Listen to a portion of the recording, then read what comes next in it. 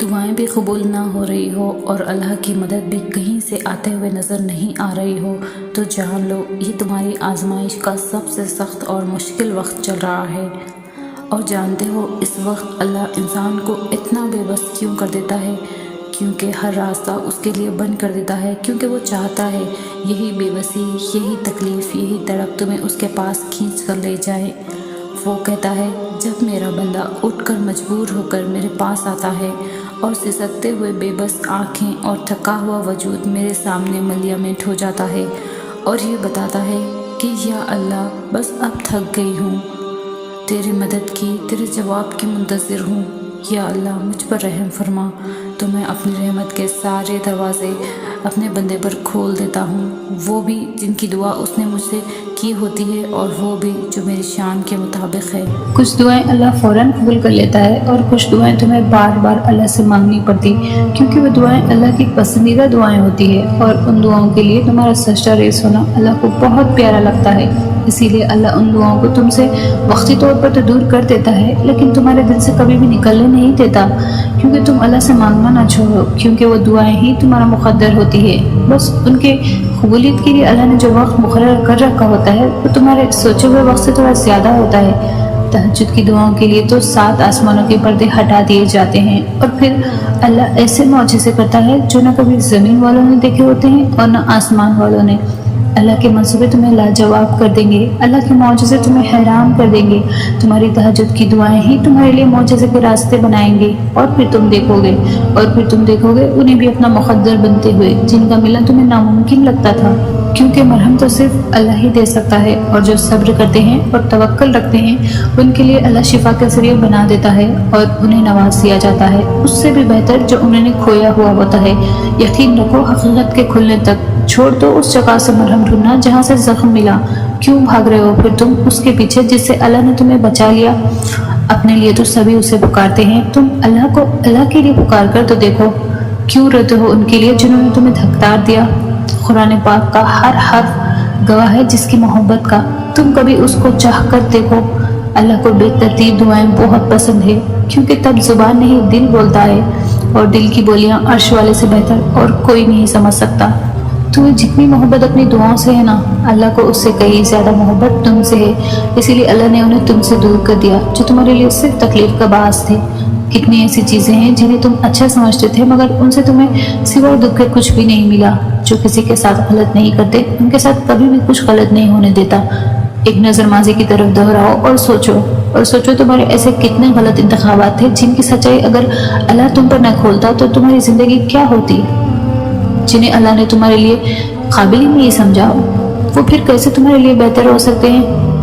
معجزے گنہگاروں کے لیے بھی ہوتے ہیں، وہ گنہگار جن کی گناہوں کی ندامتیں انہیں جانماز تک لے آتی ہے۔ دل کو اتنا سمجھانے کے باوجود بھی اگر دعا کا خیال نہیں جا رہا ہو تو مانگتے رہو، شاید تمہاری دعائیں تمہارے معجزوں کے قریب ہوں۔ سجدے تو بعد میں آتے ہیں، تہجد کی صرف نیت کا لینا ہی اللہ کو راضی کر دیتا ہے۔ اللہ دعاؤں کو انتظار کے ذریعے آزماتا ہے، وہ قبولیت میں دیری کرتا ہے تاکہ تمہارا یقین دیکھ سکے اور یہ دیکھ سکے کہ جو تم مانگ رہے ہو کیا تمہیں واقعی اس کی چاہ ہے۔ وہ تمہاری دعاؤں کو آزماتا ہے، تب وہ تمہیں بھی اتنی طاقت دے دیتا ہے کہ تمہارا دل نہ تاخیر سے تھکتا ہے اور نہ ہی ایک ہی دعا کا بار بار دہرانے پر۔ تو اگر دل کو اتنا سمجھانے کے باوجود بھی دعا کا خیال نہیں جا رہا ہو تو مانگتے رہو، شاید تمہاری دعائیں معجزوں کے قریب ہو، شاید اب تمہارے صلے کا وقت ہو، تبھی اللہ نے تمہیں اس دعا پر اٹکا رکھا ہے، شاید یہ آخری موقع ہو وہ پانے کا جو تم نے کھویا تھا۔ معجزے گنہگاروں کے لیے بھی ہوتے ہیں، وہ جن کے گناہوں کی بے چینی انہیں سجدوں تک لے آتی ہے۔ غلطیاں تو سب کرتے ہیں، لیکن جن پر اللہ نے اپنا رحم کرنا ہوتا ہے اللہ انہیں ان کی غلطی پر اڑا رہنے نہیں دیتا، وہ انہیں راستہ دکھاتا ہے، توبہ کا راستہ، اور پھر جب راستے کی جانب لوٹ آتے ہیں تو اللہ بھی انہیں معاف کر دیتا ہے۔ جو معافی کی طلبگار ہوتے ہیں اور اللہ انہیں بھی رسوا ہونے نہیں دیتا، نہ ان کی چاہ میں اور نہ اپنی چاہ میں۔ تمہاری تڑپ اور تمہاری بے چینی کا تمہیں جانماز تک لے آنا ہی اس بات کی دلیل ہے کہ اللہ نے معاف کر دیا ہے تمہیں، اس نے سن لیا ہے تمہیں۔ تمام رکاوٹوں کو ہٹا دیتی ہے جو تمہاری دعاؤں کو اللہ تک پہنچنے سے روکے ہوئے ہوتی ہے۔ دیر کبھی بھی نہیں ہوتی، اللہ کو تو ہر پل تمہارا انتظار رہتا ہے۔ اور یاد رکھو اللہ ان کو سب سے زیادہ عزیز رکھتا ہے جو کتنا ہی کیوں نہ بھٹک جائے لیکن اللہ کی در کا راستہ کبھی نہیں بھولتے، جو تھک ہار کر ہی صحیح لیکن واپس لوٹتے ہیں، کیونکہ اللہ تو سب کا برابر ہی ہوتا ہے۔ وہ دلوں کو بدلنے والا رب، وہ عنقریب تمہارا دل بھی بدلے گا۔ اس راہ توکل میں اب وہ مقام آئے گا جہاں تم صرف سوچو گے اور تمہارا اللہ معجزے کر کے دکھائے گا۔ جب اللہ کو تمہارے مانگنے کا انداز پسند آ جاتا ہے تو وہ تمہیں دینے میں ذرا سی تاخیر کر دیتا ہے تاکہ تمہاری آواز اسے بار بار سنائی دیتی رہے۔ وہ اگر تمہاری دعائیں نہیں بدل رہا تو جان لو کہ اس رب نے قبولیت کا ارادہ کر لیا ہے، اور اللہ تب تم تک معجزے لاتا ہے جب تم سب کچھ ختم ہو جانے کے بعد بھی دعا کرتے ہو، اس یقین کے ساتھ کہ اللہ کی دستر سے باہر تو کچھ بھی نہیں۔ کن دعاؤں سے ہے، اور دعائیں تو ان حقیقتوں کو بھی بدل سکتی ہے جنہیں تمہارے مقدر میں بہت پہلے سے لکھا جا چکا ہے۔ اگر اللہ تمہارا دل نہیں بدل رہا تو یقین رکھو وہ تمہارا نصیب بدلنے پر راضی ہے۔ وہ پوچھنے لگی، اگر نصیب لکھ دیا گیا ہے تو دعاؤں کے جتن کیسے؟ یہ سوال کرتے ہوئے اس کے لہجے میں بے انتہا درد تھا۔ کچھ چیزیں آزمائش ہوتی ہے، میں نے اس کا ہاتھ تھامتے ہوئے کہا، اسی لیے اللہ نے ان کا خانہ نصیب میں خالی ہاتھ چھوڑ دیتا ہے، کیونکہ اس کو علم ہوتا ہے کہ میرا ایک بندہ ایسا ہے جس نے مجھ تک آنا تو ہے مگر ڈھیر ساری ٹھوکروں کے بعد، اسی لیے وہ ان چیزوں کو تمہارے لیے نصیب میں نہیں رکھتا، وہ انہیں دعاؤں میں چھپا دیتا ہے کہ ان چیزوں کی کھوج کے بہانے نکلو گے تو اسے بھی تلاش کر لو گے، یوں آزمائش کا حق بھی ادا ہو جائے گا اور تمہیں تمہارا انعام بھی مل جائے گا۔ غم تو اللہ تک پہنچنے کا واحد اور آخری دروازہ ہے، اور اگر وہ تمہیں غم کس قابل سمجھ لیتا ہے تو جان لو کہ اس نے تمہیں اپنے قابل بنانے کا فیصلہ کر لیا ہے، اور اس کی محبت کے قابل بن جانے سے بہتر تو کچھ بھی نہیں۔ یہ ٹھوکریں تو معجزوں کی دین ہوتی ہے، یہ زخم اس کے ایک کن سے بھر جائیں گے۔ اس نے تمہیں نصیب کے جھمیلے میں اسی لیے ڈال رکھا ہے تاکہ تم جان سکو کہ دعائیں اس نے بے وجہ نہیں بنائی، اور ایسے تو کچھ بھی نہیں جو اس کی کن کے بعد بھی نہ ہو سکے۔ تم اسے خوش کر کے دیکھو جو تمہیں خوش کرنے میں لگا رہتا ہے، تم اس کے سامنے سر جھکا کر تو دیکھو، وہ سارے معجزے تمہارے قدموں میں لے آئے گا۔ تم ابھی جس مقام پر ہو وہ اللہ کے مصب کا ایک حصہ ہے، اور اس سے گزر کر تمہارے لیے وہ سب ہے جو تم مانگتے ہو۔ یہ بے سکونی اور یہ الجھن تمہیں اللہ تک واپس لے جانے کے لیے ہے۔ تم زندگی کے جس مرحلے پر ابھی کھڑے ہو اسی میں اللہ کی رضا ہے۔ جب تم یقین کا دعویٰ کرنے لگتے ہو تب وہ تمہارا یقین آزماتا ہے ان چیزوں کے ذریعے جن کے بغیر رہنے کا تم تصور بھی نہیں کر سکتے۔